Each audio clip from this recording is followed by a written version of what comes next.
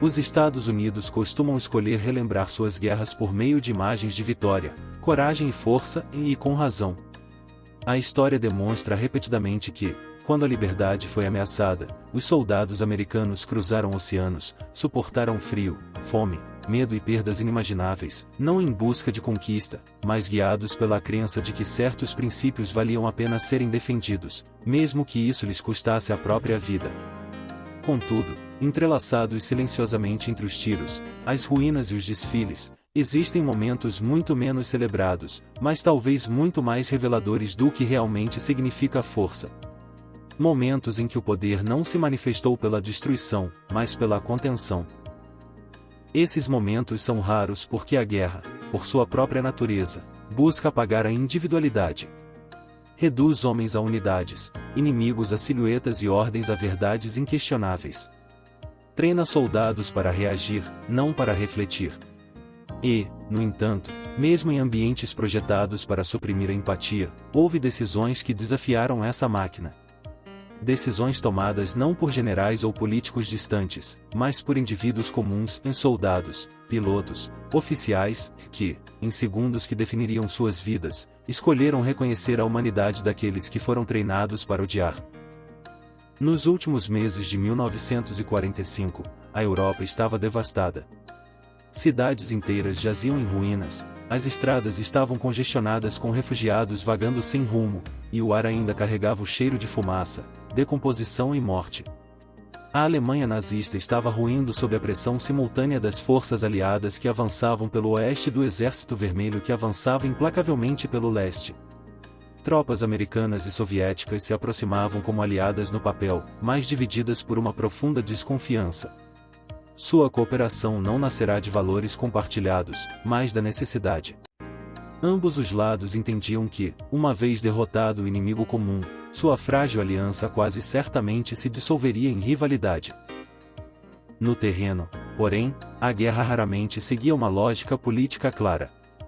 As estruturas de comando estavam sobrecarregadas, as comunicações eram precárias e o caos dominava vastas regiões.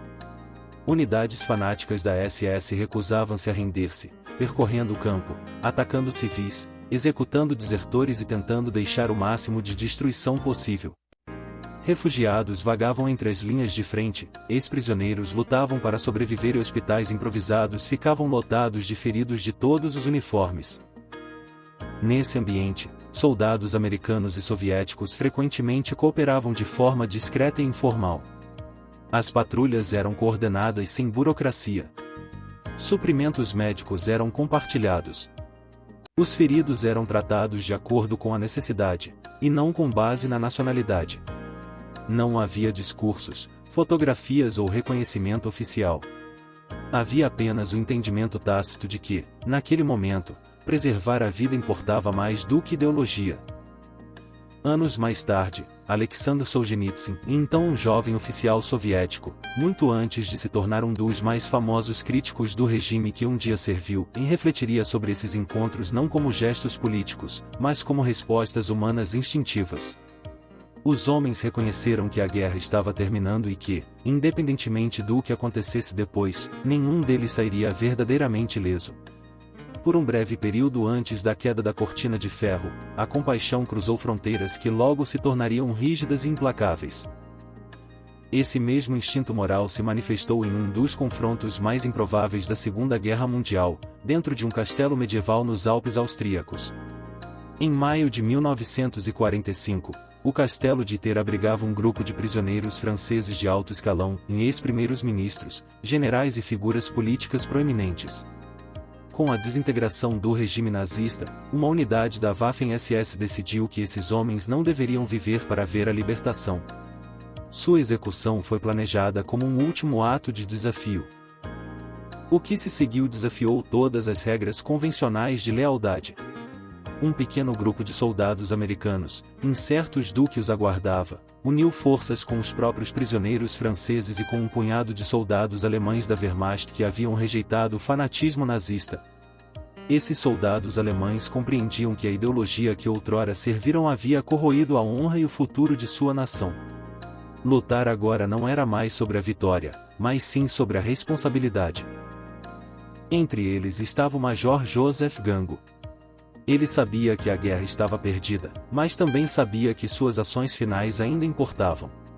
Durante o ataque da SS ao castelo, Gango foi morto por um franco-atirador enquanto tentava proteger um dos prisioneiros. Não havia medalhas à sua espera, nenhuma narrativa nacional pronta para reivindicar seu sacrifício. Contudo, naquele momento, enquanto as balas voavam e as alianças se desfaziam, não havia vencedores nem derrotados, apenas homens que escolheram a humanidade em vez do fanatismo no próprio fim de uma guerra brutal. Muito acima das ruínas da Europa, outra decisão silenciosa já havia ecoado pela história. Em dezembro de 1943, o piloto americano Charlie Brown lutou desesperadamente para manter seu bombardeiro B-17 no ar após uma missão desastrosa sobre a Alemanha.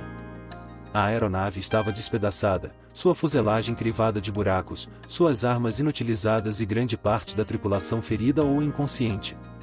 E estava indefesa. Um caça alemão, pilotado por Franz Stigler, aproximou-se. Do ponto de vista tático, a escolha era simples. Uma rajada de fogo acabaria com o bombardeiro e garantiria a Stigler mais uma vitória confirmada. Mas, ao se aproximar, ele viu a verdade dentro da aeronave, jovens sangrando, lutando para se manter no ar, já incapazes de se defender. Stigler se lembrou do código de honra que lhe fora ensinado como piloto de caça. Abater o bombardeiro não seria combate, seria execução. Em vez disso, optou por escoltar o bombardeiro para fora do espaço aéreo alemão, protegendo-o do fogo antiaéreo, antes de saudar Brown e retornar sozinho. Ele sabia que a descoberta de tal ato poderia significar sua própria morte. Décadas depois, quando os dois homens finalmente se encontraram, compreenderam que aquele breve encontro no céu havia moldado o resto de suas vidas. O inimigo que a guerra lhes havia imposto tornou-se um amigo para toda a vida, e não porque o passado tivesse sido esquecido, mas porque a humanidade prevalecera quando mais importava. Quando as armas finalmente silenciaram, a paz não se seguiu em apenas um novo tipo de conflito. A Guerra Fria transformou o mundo num tenso tabuleiro de xadrez, onde espiões substituíram soldados e segredos substituíram batalhas. Contudo, mesmo dentro dessa guerra silenciosa, momentos de humanidade persistiram. Através de canais indiretos e acordos tácitos, oficiais de inteligência americanos e soviéticos por vezes atuavam para proteger as famílias de seus adversários durante desastres naturais ou emergências médicas.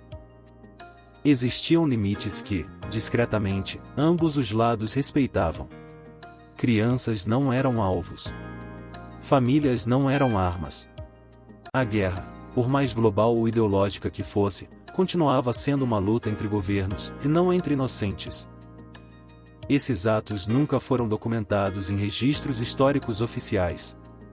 Não receberam elogios nem foram mencionados em discursos de vitória. Foram escolhas feitas em isolamento, muitas vezes com risco pessoal. Mas revelam algo essencial: a guerra exige obediência, mas não pode apagar a consciência. Ordens podem ditar ações, mas não eliminam a liberdade de escolha. O que une essas histórias não é nacionalidade, ideologia ou sucesso militar. É o momento da decisão, e a escolha de não puxar o gatilho quando fazê-lo teria sido fácil, esperado e justificado. A decisão de proteger em vez de destruir. De reconhecer, diante de um inimigo, um semelhante. Em campos de batalha projetados para desumanizar homens, esses indivíduos provaram que a dignidade, a honra e a empatia podiam sobreviver e até mesmo perdurar. E, ao fazer isso, deixaram para trás algo mais poderoso do que a vitória ou a derrota, uma lembrança de que existem partes do espírito humano que a guerra, por mais brutal que seja, jamais poderá destruir por completo. Inscreva-se para mais histórias reais sobre história, guerra e consciência humana.